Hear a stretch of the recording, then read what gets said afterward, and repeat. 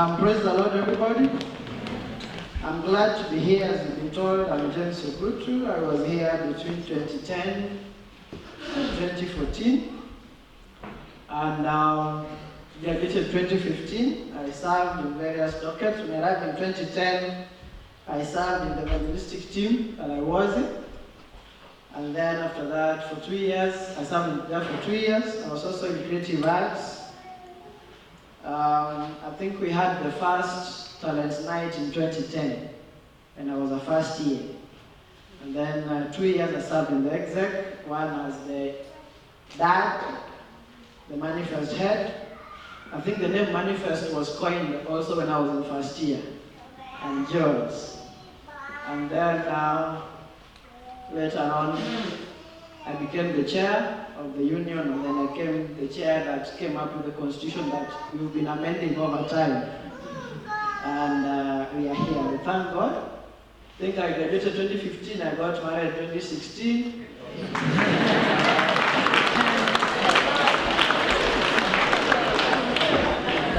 Then this boy arrived 2017. So.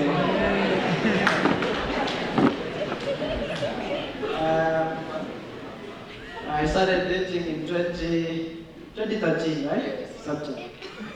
So exactly 3 years. And I went to propose, I told her I want to marry you in a few months to come. So I have guests who are coming with me. They won't come here because of time. I'll just introduce them from there. You can just stand up.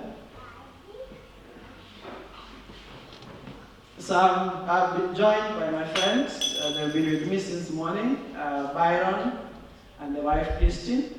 Can wave to them. Those are very good friends of mine, members of our Bible study, who they honored my invitation to be with us here. They've been married for some months now. Several months, several months. Yeah, Byron, understand we were in the same high school, though we never met when I was in high school. And Christine was here. Christine was here. Again, we never met when I was here. We met after that. The beautiful lady near them holding the young man is Sylvia. In Buhila Ogutu. We met here also. When I was chair, she used to sit at the corner, and one time in the exact meeting, the exact woman would ask, why does your neck straight looking backwards? I never noticed that I was looking backwards there. Yeah, so I started dating. It was interesting. I think for a long time I'm the only chair who got the relationship while in office. I don't know if there's anyone.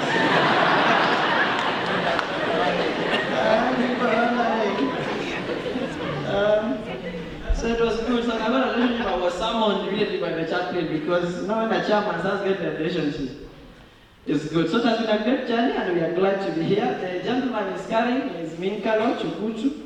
The one who is exploring the world is called Bethel again. So we are glad to be here. Thank you so much. You can have a seat. I think the last time I was here to minister was somewhere last year, January, so it has been some time. We are glad to be back. As you've been told, today's topic is sin's deceitfulness, or the deceitfulness of sin. And for us to understand the nature of sin, we need to understand what sin is. Because when you don't understand what sin properly, then you may not understand how it operates, and you may not understand how to deal with it. The Bible story starts on a very good note. But before we go deep into the Bible story, we meet a crisis. That is, we meet the rebellion of man. And man rebelling against God, and the relationship between man and God being cut short. Now, some people somewhere, I love engaging people from across different worldviews. And some people somewhere actually think that the story in Genesis chapter 3 is a myth. It is a fictional story that was created by some people to pass across certain message. Because they wonder, how can God, who is a big God, be so petty to punish people for merely eating a fruit? Because even as human beings, we can do better. If someone ate a fruit, even if you left your lunch in the hostel and your roommate ate, you will not expel them out of the room and make a big problem out of it. Because it's just something they ate. So they're wondering, why is God so petty that he actually makes a very big deal out of a small fruit? And you know that they ate the whole tree. It was just one.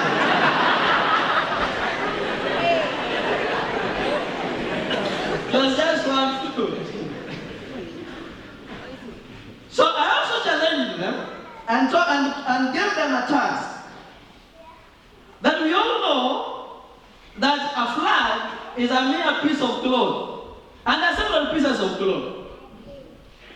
You find a piece of cloth that is cut in a particular shape, rectangular shape, and is painted a particular manner.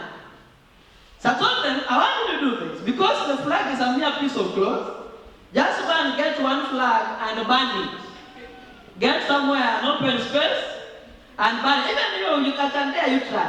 After this service, there's a flag somewhere here. Just go know it, and then bring a matchbox and put it on flames. I want to assure you that before you even strike your matchbox, you will find yourself in Kaviti prison without so much explanation. Because whereas that cloth is a mere piece of cloth like any other, it represents something very important. It is a symbol of something very important. It is a symbol of loyalty. It is a symbol of the fact that this area where the flag is under the rulership of the state of Kenya. And all of us here are subjects of His Excellency Uhuru Muigai Kenyatta. That is what the flag is saying without speaking. So that anyone who is passing by sees the flag and will know that this is Kenyan territory.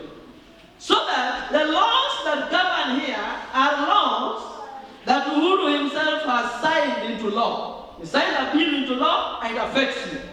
Because that flag signifies that you are loyal to the state and you are loyal to the president. Those of you who follow politics, you saw what happened in 2017 election. When Miguna came and said that we are revolting against the president. So he said that now, comrades, let us collect all the portraits of the president and burn them. We'll collect bonfires and burn them. That day he didn't sleep in his house. He never had rest. When the guy settled, he was in Canada. Now, take note that he did not burn anything. He just called a press conference and made his intention known. He didn't even burn. I imagine what would have happened if he would have burned. Because threatening to burn landed him in Canada against his will. So why was that important?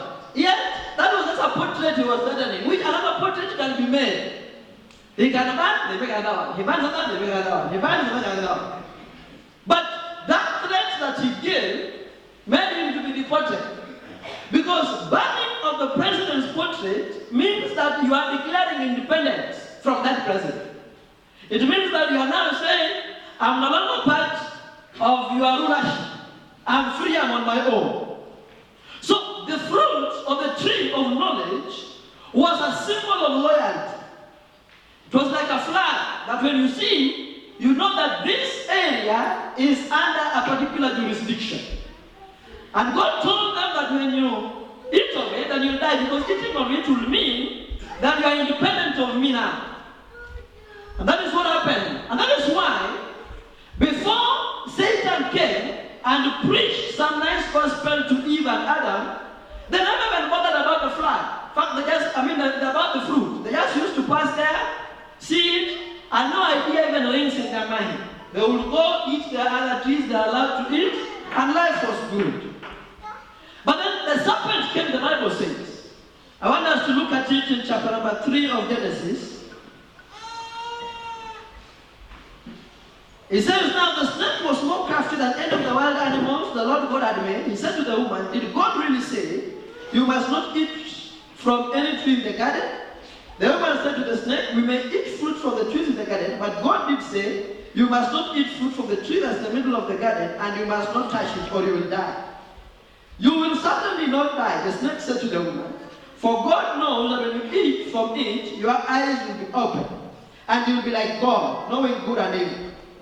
When the woman saw that the fruit of the tree was good for food and pleasing to the eye, and also desirable for gaining wisdom, she took some and ate it. She also gave some to her husband, who was with her, and he ate it.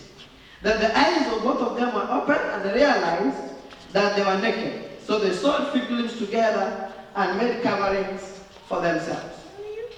Now, I want you to understand that these people, as long as they were loyal to God, as long as they had a relationship with God, they saw no need of eating the fruit that God told them not to eat.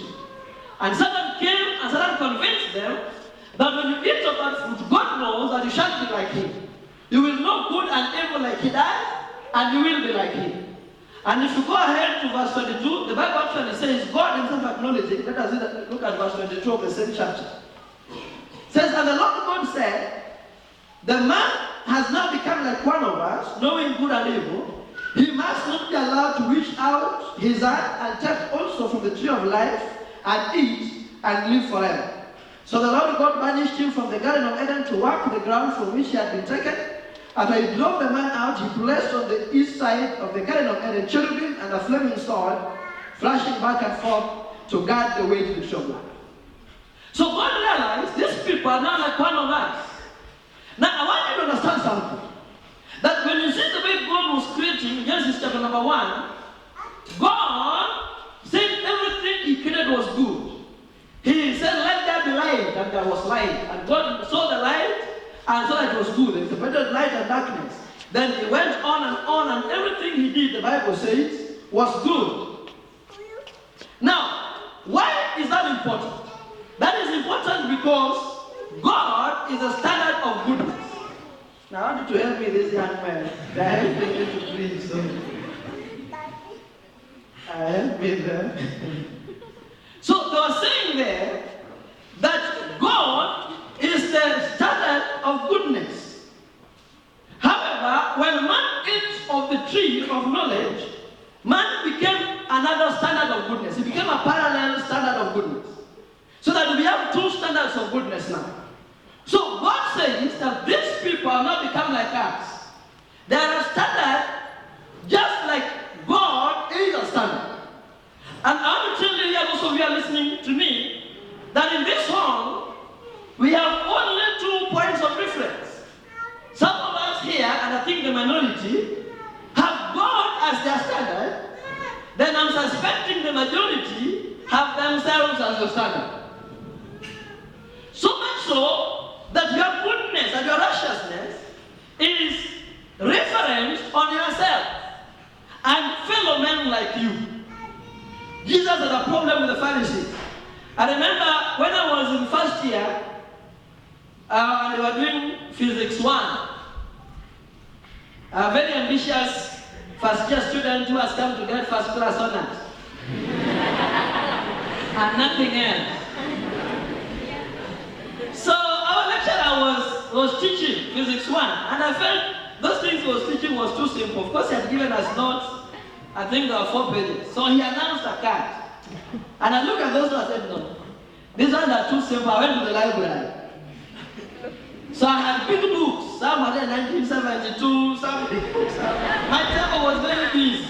I was reading, and of course the same topic, but now I was reading all over, and I was getting very clear. So I finished. So the class time came, and I finished, and now with my brain full of knowledge, I went for the card. When I arrived, I found that the lecturer had sent the card from the 4 pages he had taught, and nothing from the big volumes of books I had read in the library. And oh my, how can a card be difficult? Now, that was not when beautiful part is that everyone was enjoying. Because everyone else had read the 4 pages that they were given. And they had read and they had mastered. So you will see, there was seeing people writing. People are finishing, handing over the paper and leaving. Hey, we are sweating. As though I have read nothing. It was very difficult. Actually, though, it was good, but now it's made me to be a very rare person in the library after that.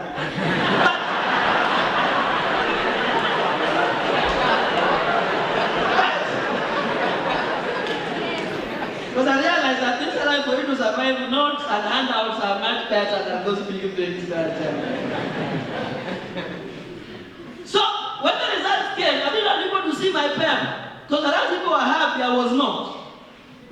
Now, what had happened? What had happened is, I rejected the standard that the lecturer gave. They were simple and they were few. But I went for my own standard, which was complex and too much. At the end of it, when the exam came, I was now sweating profusely. And that is how so many of us will find it on the judgment day. Because God has given his standard, which is simple. But because we think it is simple enough, we go for complicated standard, which is ourselves. And we try to measure up. And see, people really say that they are good people. They know, I'm generally a very good person. Only if you cross my line. But generally, if you don't cross my line, I'm normally a very good person. There's a friend of mine that I preached when I was in high school. I was a library captain, so he was a good friend of mine. He wanted to go to hell. So I called him, and then I decided today I'm not studying during prayers, night studies. Today I just want to ensure that this person gets saved. So I called him to the library where I was, I locked the door, and there are 2 of us. Started scripture after scripture from 6 p.m. until 9. By 9 he was now convinced. He was convicted. So I told him, now, do you want to get saved now? He looked at me and told me no. He told me I just want to remain a good person. And just fear God and love God. I was very disappointed because instead of reading and building my future, I was trying to save a brother from. So a lot of us think like that. And the Pharisees had the same thing. The Bible says, if you look at the books of Matthew chapter 5 all the way, Jesus was giving a distinction. He told them that you have heard it was said that do this, but I say that it is supposed to be this way. You heard it was told you that an eye for an eye, a tooth for a tooth, but I say like this. In other words, Jesus was telling them that is your standard according to your level, but then there is God who is the ultimate standard. So what sin does, because sin basically is rebellion towards God. It is rejecting God, and that's what the Bible says that the gospel of the kingdom of God, that gospel is foolishness to those who are perishing. Because those who are perishing look at it and they dismiss it. It is rebellion towards God. Now, what sin does is that sin replaces God with yourself. So that you never see how fallen you are. As long as God is in the right position, you realize that you continue to see yourself as who you are. The Bible says in the book of Isaiah, number 6, of how Isaiah one time saw the glory of the Lord. He saw the heavens open, and he saw the glory of the Lord, and his eyes opened, and he said, what a wretched man I am. Because he realized that God was holy and perfect and glorious, yet he was a sinner, his lips were sinful, and he was living among sinful people. And that day the Bible says that God called upon someone he could send, and Isaiah offered himself and he was sanctified his lips so that he could speak on behalf of God. The reason why many people don't want to get saved because they don't catch that reality. They don't see the standard that is God, so that they don't see themselves as having fallen and needing God to save them. They see themselves as the standard. And because of that, they find that they cannot come to God in repentance and they cannot come to the kingdom of God. Now, I want to draw your attention to something here. Adam was the prince of God. Adam was a citizen of the kingdom of God. He was a royalty. He was the manager of the earth. When he rebelled, the Bible says that God chased him out from the Garden of Eden. That is what happened. He was chased from the kingdom of God, and Adam became a citizen of the kingdom of darkness. Now I want you to think about it. Suppose you as a Kenyan, I hope that most of you here are Kenyans. Whether by choice or by circumstances, but I hope that you are Kenyan. Now, if you commit treason in Kenya, you are supposed to be executed. The penalty for treason is death. If you try to topple the government, the penalty is death. Now, I want you to imagine that you run away from that penalty and you've gone to Uganda as a slave. They've taken you there and they've put you as slave. And then they give you the citizenship of Uganda. Now my question to you is, suppose you give birth to children in Uganda, which citizenship will they acquire? Will they be Kenyan citizens or Ugandan citizens? Ugandan citizens. All of them, plus your great-grandchildren, all of them will be Ugandan citizens. Because you lost your citizenship for Kenya and acquired the citizenship of Uganda. The same thing happened to us. When Adam lost his citizenship of the kingdom of God, and he acquired a new citizenship of the kingdom of darkness, all of us were born there. We were all born in the kingdom of darkness. So you and I are citizens of the kingdom of darkness. And because of that, the Bible says that for all have sinned and fallen short of the glory of God. In Psalms chapter number 51, verse 5, I think, David says that I was conceived in sin and I was born a sinner. David acknowledged the fact that he was born in the wrong kingdom. So all of us here, including those you see out there everywhere, every human being is born in the kingdom of darkness. Now, we are born as slaves. The Bible says that he who sins is a slave to sin. That is why we do things that we don't want to do. For instance, you people need to know how sleeping on a Friday night is glorious. Just going to bed and sleeping. But when sin is in you, sin ensures that you can't enjoy your sleep on a Friday night. Because sin starts a conversation that you know how much you're missing by just sleeping here doing nothing. And so you're forced to come out of your bed and go out to look for fun. In the morning, you have hung over and you're regretting until you say, I will never do again. Next Friday, I will be in my house. I will sleep. I will not do. Then next Friday, I can't. But by Thursday, it still starts reminding me that, look, time. And by Friday morning, you already have a full plan for the weekend. Because sin forces us to do things we don't want to do. And that is why no one wants to be greeted, good morning, liar. How are you doing, Mr. Liar? Or good morning, thief. You know you're a thief, but you don't identify with it. Because no one wants to be a sinner. So we are all slaves to sin. And that is why I normally tell people that being a principled person cannot help you as far as sin is concerned. Now we have people who say that I'm principled. When I'm at night, I go play soccer. Or you breathe in, breathe out. I have my own way.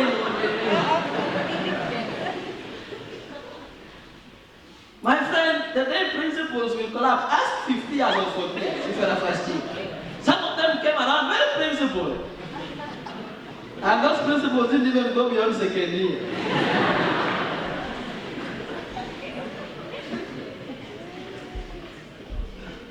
Because sin is that powerful. Sin derives its power in the fact that in every one of us, there is a vacuum. There's a vacuum that only God can fill. And we try to fill it with so many things because the enemy comes and tells you, this vacuum that you're feeling is because you don't have a girlfriend or a boyfriend. Some people are looking forward to marriage because they think marriage will kill loneliness. Some of the most lonely people are married people. So there's that vacuum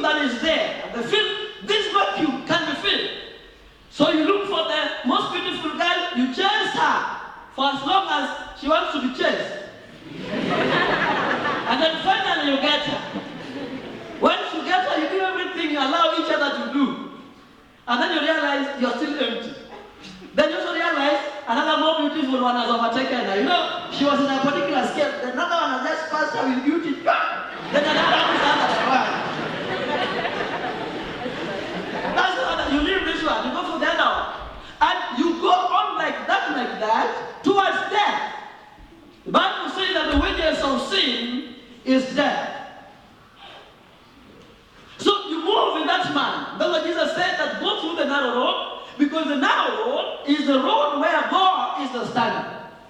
Where you're able to see God and see how fallen you are and come to the cross of Jesus where the price for your salvation was paid.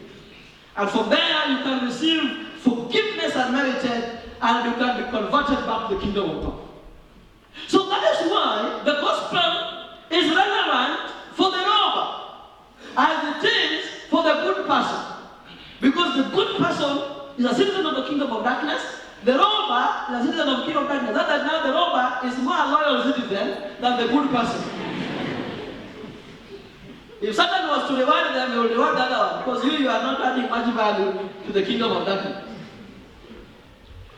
So because of that, the price that was supposed to deliver man was so heavy. Because I want you to look at it. Someone is in exile, is a slave. If you rescue him from slavery and bring him to the country he was initially, he has a case to answer. Because he rebelled and is guilty of treason. He's supposed to be hanged to death. That is why when the charge that was brought against us was written on a scroll, the Bible says that no one was worthy to open that scroll except Jesus Christ of Nazareth. And that is why salvation can be found in no one except Christ Jesus. Because he's the one who not only rescued us in the kingdom of darkness, but he paid the price of treason that we were supposed to pay. That is why we can now approach God boldly through him and only him. Now it is possible to come over to the kingdom but live like none of it. I've seen people painfully backslide. Those who knew God and tasted the fruits of the kingdom of God, I've seen them painfully backslide. I've seen them retreat slowly by slowly. They don't want fellowship. They don't want to be close. They start retreating until by some point, the stories you hear about them are not encouraging. Why does that happen like that? Let us look at James chapter number 1.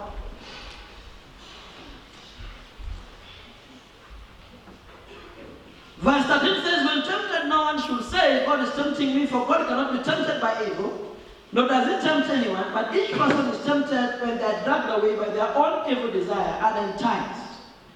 Then after desire has conceived, it gives birth to sin, and sin, when it's fully grown, gives birth to death. So it says that you are led astray, dragged away by your own evil desire, not just desire, evil desire. There's desire, then there's evil desire. Evil desire is desire to occupy, to fill the vacuum in your heart using things that God has not approved. God has appointed Jesus Christ of Nazareth as the only person who can fill the void in our hearts. When you fill that void with anything else, then whatever you've chosen to fill it with, the Bible says it will lead you into sin, and it leads you into sin, that sin matures up and brings death. That is why a believer must learn and make up their mind to live according to the standard of God. You need to find out what the Word of God says. Paul told them that let the Word of God dwell in you richly. Find out. It reminds me when I was just finishing my teenagehood, I fell in love with some girl. I don't know if it was love or crush. These are difficult terms that I was not able to differentiate which is which. She was not saved. I was. She wasn't. And you see, you can defend it all you want. You can say all sorts of things. You can say, oh, I'm transforming him slowly by slowly, and all those kinds of things. And we made life very difficult for each other. Until finally we broke up. And her lightning affects the whole body.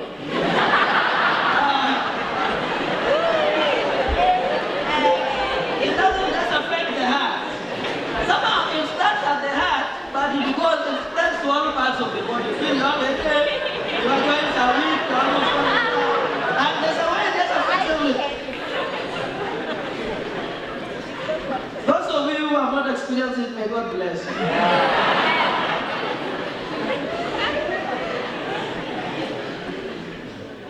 When I was done with that dream, I made up my mind to find out what the Word of God says about issues of relationship. In fact, I don't think that I was patient enough to wait to be taught. I wanted to find out, does the Bible say anything about this area? Because what I've felt, I didn't want to feel again. Then I realized that God has set a standard which I had violated. I had gone to my own standard and I came back with pain. And I took the Word of God seriously. In fact, I was so comfortable living this place without a girlfriend. I think I was okay. I knew that as long as I do it the way God wants, everything shall be fine. But then God sorted me out. And oh my, is life not so wonderful? Till nowadays, I think I'm a bit brown.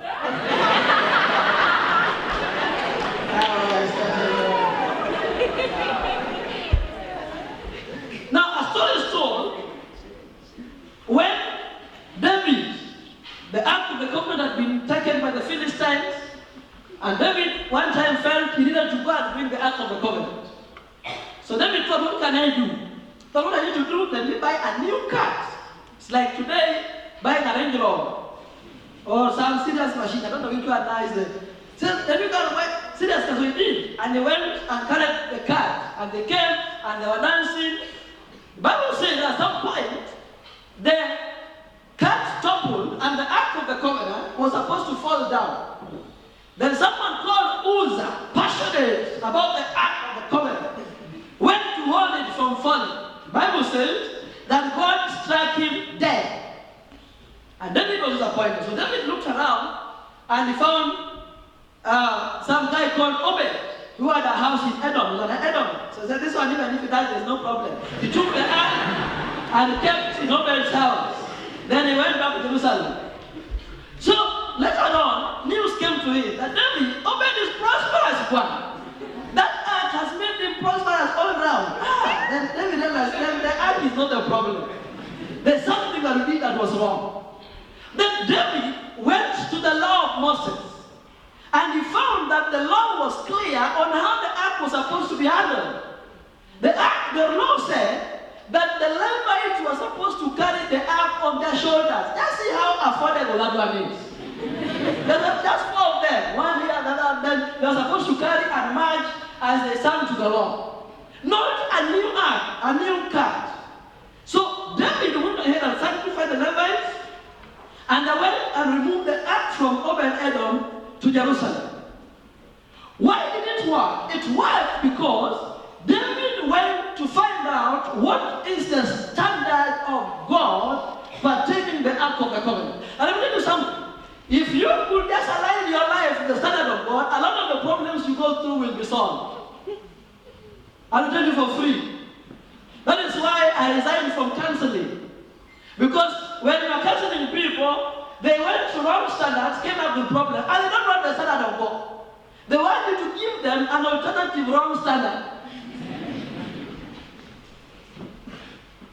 So for a believer to see the glory of God, you must know the standard of God. And when you see it, you must see how empty and depraved you are, and you need to go to God to give you the grace to measure up to His standard. Praise the Lord. Very important. That is why we don't care where the masses follow. We follow what God says. Because the moment you remove God as the standard, you open yourself to all kinds of deceit. Some people are told that now you see, you are suffering because you've not dated a basketball. So they say, no, this footballer has a ball. Let me look for basketball. Then you find a sinner playing basketball. messes your life again. Then after 5 experiences, you say all men are the same. Because you know the standard of God. You need to make up your mind that I want to see God in His glory and His beauty. And God is faithful. When you look at Him that way, He will give you the grace you need to measure up to His word. And the Bible says that your prosperity will be evident to all. You will prosper in all your ways. So one decision you must make as I conclude is that you are going to be a biblical believer. Now we have believers, then we have biblical believers. A biblical believer asks one important question. What does the word say? I normally tell people that I love my wife not because she's so lovable, but because the word of God has instructed me so. So the day I will stop loving her is the day the word will change. If one day I wake up and I found that I edited it in the Bible, then I'll change. Now I'll look for something else. But as long as it is there, then I'm under the loyalty and the authority of the word of God. So that even if my wife is unlovable, the Bible has not changed. She's the same. When the Bible says that you treat younger women as sisters, that's what the Bible says. It doesn't matter what YouTube bloggers are saying, or what influencers, influencers are saying. Whatever they are saying will be an authority because they want you to be a reference to yourself. So they want you to be, you feel happy? Leave the Bible alone, just be happy. Yeah. As long as you feel happy, just be happy. And then now you want to feel happy. And as you feel happy, the Bible says the end is destruction. There's a way that looks nice for a man, but the end of that road is destruction. Blessed is the man who listens to the word of God and does it. Let us rise up.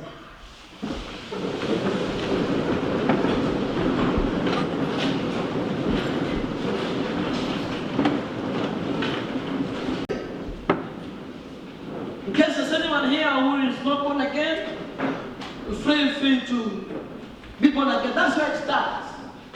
You don't want to live your life in chains in the kingdom of darkness, yet Jesus died that you may be free. That will be an abuse to the sacrifice that Jesus made at the cross of Calvary. Ask yourself, how far are you from the standards of God? And which standard have you adopted? Are you the kind of person that looks around and says, I'm better than the rest? In your own feeling and your own standard, you are far much better than everybody else. I want us to pray then one minute, every one of us. And if there